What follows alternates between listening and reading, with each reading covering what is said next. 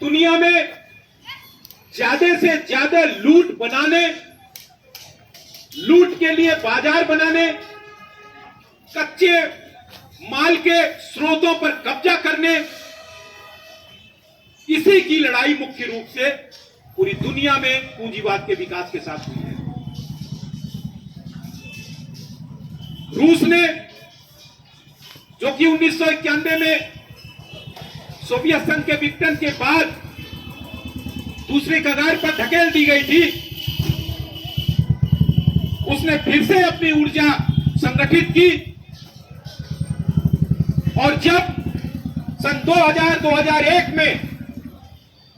संघाई pact के नाम से चीन और रूस एकजुट हुए थे, तो उसकी बौखलाहट में अमेरिका ने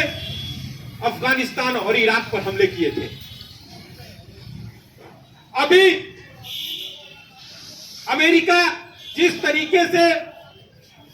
पश्चिमी देशों के साथ मिलकर रूस की घेरेबंदी कर रहा था, रूस ने उसका जवाब दिया और इन दोनों के लड़ाइयों में, इन दोनों के जो प्रत्यक्ष लड़ाई है उसमें मारी जा रही है यूक्रेन की जनता। और सिर्फ यूक्रेन की जनता नहीं, कल एक भारतीय छात्र कर्नाटका का जो है उसकी गोली लगने से मौत हो गई। ये तो खबर सामने जो आई है वो है। 30,000 छात्र यूक्रेन में हैं और देश का प्रधानमंत्री चुनावी सभाओं में घूम रहा है, भाषण दे रहा है और उसकी मौत पर केंद्रीय मंत्रालय की ओर से, विदेश मंत्रालय की ओर से खेद प्रकट कर दिया गया। इतनी असंवेदनशीलता जो है वो ये है सामने। तो हमारा सबसे बड़ा सवाल ये है दोस्तों, नंबर 1 कि पूरी दुनिया के पैमाने पर मुनाफे की अंधी लूट के लिए जिस तरीके से ये विस्तारवाद का दौर चल रहा है, जिस तरीके से साम्राज्यवादी ताकतें जनता को बार बार युद्धों में झोंक रही हैं, उसका हर तरीके से विरोध किया जाए, उसके खात्मे के लिए जनता की वर्गीय एकजुटता को मजबूत किया जाए। दूसरी बात, रूस ने अपनी विस्तारवादी नीतियों के तहत पश्चिमी दुनिया और अमेरिका को में अपनी वर्चस्वता साबित करने के लिए यूक्रेन को जिस तरीके से निशाना बनाया है, हम उसकी निंदा करते हैं। और हम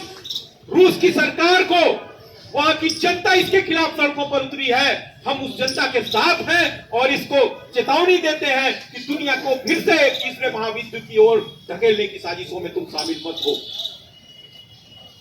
तीसरी बात,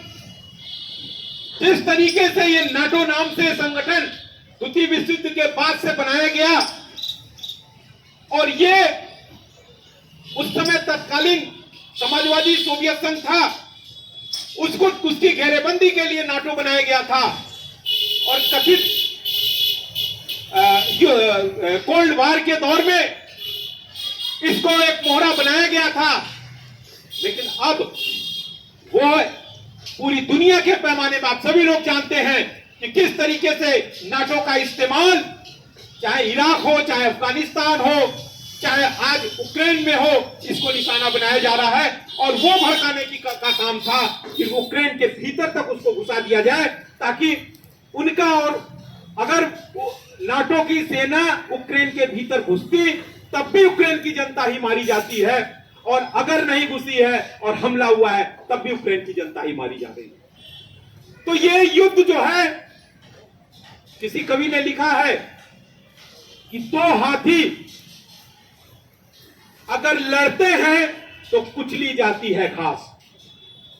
और 2 हाथी अगर प्रेम करते हैं तब भी कुचली ही जाती है घास। तो ये जो हाथी हैं,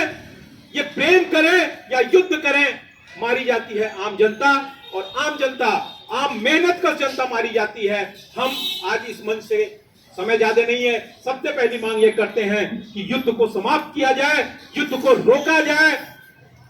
जो शांति की बहाली की जाए, और जो युद्ध में मारे गए हैं, जो लोग पीड़ित हुए हैं, उनको पूरी तरीके से मुआवजा दिया जाए। दूसरी बात, भारत की सरकार जल्द से जल्द वहां पर फंसे हुए भारतीयों को जो -10 डिग्री सेंटीग्रेड में भयानक बर्फबारी के बीच में घंटों जो 48 घंटे और 72 घंटे से लाइनों में खड़े हुए हैं, उनको भारत वापस लाने की जल्द से जल्द व्यवस्था करें। हम इसी के साथ ये भी मांग करते हैं कि साम्राज्यवाद के खिलाफ